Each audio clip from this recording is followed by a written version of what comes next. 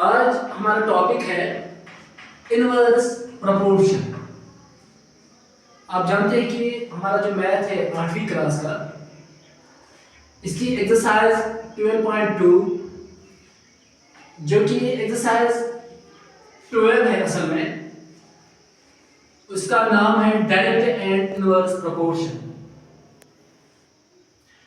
Direct proportion की question हमने की है। अब हमें करते हैं इनवर्स प्रोपोर्शन पे कुछ सवाल या क्वेश्चन। सबसे पहले हम ये डिस्कस करेंगे कि इनवर्स प्रोपोर्शन क्या होता है। इनवर्स प्रोपोर्शन का मतलब ये होता है कि अगर हमारे पास दो क्वांटिटी है, इसमें एक क्वांटिटी इंक्रीज होती है, दूसरी क्वांटिटी डिक्रीज होती है। जैसे मिसाल के तौर पर हमारा एक क्वेश्चन दिया हुआ है, क्वेश्चन नंबर 3। हमारे पास एक व्हील है जो सर्कल की शेप में है। आपको पता है कि सर्कल का एंगल सम जो होता है वो होता है 360 डिग्री। इसको अगर मैं दो हिस्सों में डिवाइड करूं तो इधर आ जाएगा 180 डिग्री, इधर आ जाएगा 180 डिग्री। अगर मैं इसको चार हिस्सों में डिवाइड करूं, ये हो जाएगा 90 डिग्री, ये हो जाएगा 90 डिग्री। इसका मतलब जो 360 डिग्री यानी ये सर्कल है, इसके एंगल सम 360 डिग्री है। जितने में इसको पार्ट्स करूं इतना इतना एंगल कम होता जा रहा है। इसीलिए ये इनवर्स प्रोपोर्शन है, क्योंकि इसमें एक क्वांटिटी बढ़ रही है, दूसरी घट रही है। जितने जितने नंबर ऑफ स्पोक्स इसमें मैं बढ़ा रहा हूं, इतने इतने एंगल कम होता जा रहा है। इनके दरमियान, स्पोक्स के दरमियान ये वाला एंगल सर्कल का तो फिक्स रहेगा 360 डिग्री।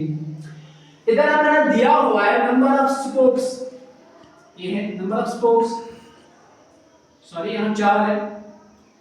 नीचे दिया हुआ है कि angle of between a pair of consecutive spokes. Pair of consecutive spokes का मतलब होता है जैसे ये स्पोक नंबर 1 है, ये 2 है, ये एक पेयर हो गया। कंसेक्यूटिव ये इसलिए है क्योंकि 1 के बाद दूसरा आता है, इसका कंसेक्यूटिव हो जाएगा ये 2 के बाद तीसरा, ये नहीं हो जाएगा। कंसेक्यूटिव के बाद होता है जो इसका नेक्स्ट आता है। यहां जब हमारे पास 4 स्पोक्स होते हैं, ये दिया हुआ है, हमारा जो एंगल है वो एवरी स्पोक के दरमियान 90 डिग्री का आता है। ये फिर जब हम स्पोक्स को छेद करते हैं तो आपको पता है कि हमारा जो एंगल सम ऑफ सर्कल है या व्हील है, क्योंकि व्हील जो है सर्कल की शक्ल में है, वो हो जाएगा 360 डिग्री। जो एंगल सम ऑफ व्हील है डिवाइड बाय 6 स्पोक्स, तो वो हो जाएगा 6 6 ऑफ 36, 6 0। 6 स्पोक्स के दरमियान 60 डिग्री का एंगल आ जाएगा। यहां स्पोक्स बढ़ गए, एंगल कम हो गया। इसके बाद हमारे पास 8 स्पोक्स है। तरीका हमें यही करना है, हमें एंगल सम ऑफ व्हील लेना है, यानी 360 डिवाइड बाय 8। 8 4 32, इसमें से 4 बच गए, ये बच जाएगा 40, ये 0, और इसमें जो 4 बच गया है ऐसे, वो हो जाएगा 8 5 40।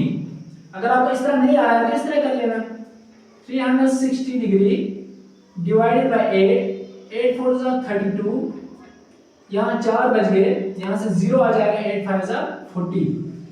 जब हमारे 8 स्पोक्स है, हमने नंबर ऑफ स्पोक्स बढ़ा दिया है, यहाँ 6 था यहाँ 8 हो गया, एंगल डिक्रीज हो जाएगा इन स्पोक्स के दरमियान, वो हो जाएगा 45। इसी तरह से स्पोक्स मैंने 10 कर दिए, 2 और बढ़ा दिए, तो वो हो जाएगा 36 डिवाइड बाय 12, वो हो जाएगा 0 और 0 कैंसिल हो जाएगा, या इसी तरह आप डिवाइड करना, वो हो जाएगा 36 डिग्री। इसी तरह से और 2 स्पोक्स मैंने बढ़ा दिया, अब number of degree of angle फिर डिक्रीज हो जाएगा। तो फिर से आपको करना है 36 डिवाइड बाय 12। आप इसको इस तरह करना, 360 डिग्री डिवाइड बाय 12, 12 3 होता है 36, और यहाँ नीचे 0 आ जाएगा, यहाँ भी 0 आ जाएगा। इसका मतलब ये हुआ जब 12 को हम 36 से डिवाइड करते हैं तो वो आ जाता है हमारा 30 डिग्री।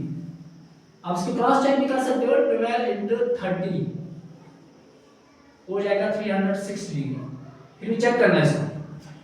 यहाँ आप देख सकते हो असल में हमारे पास 360 degree angle sum of wheel है जो सर्कल की शेप में है। चार स्पोकों के दरमियान ये 360 डिग्री एंगल जब डिवाइड होता है तो हर एंगल पेयर के दरमियान, एंगल पेयर का मतलब ये होता है स्पोक्स पेयर, सॉरी ये स्पोक है,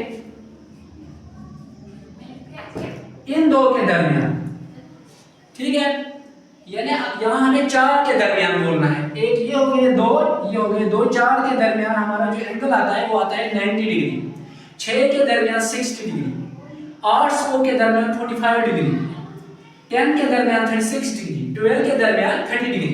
इससे हमें ये भी पता चलता है स्पोक्स और एंगल के दरमियान जो रिलेशन बनती है वो इनवर्स प्रोपोर्शन की बनती है। थैंक यू, होप दैट कि आपको समझ में आ गया होगा।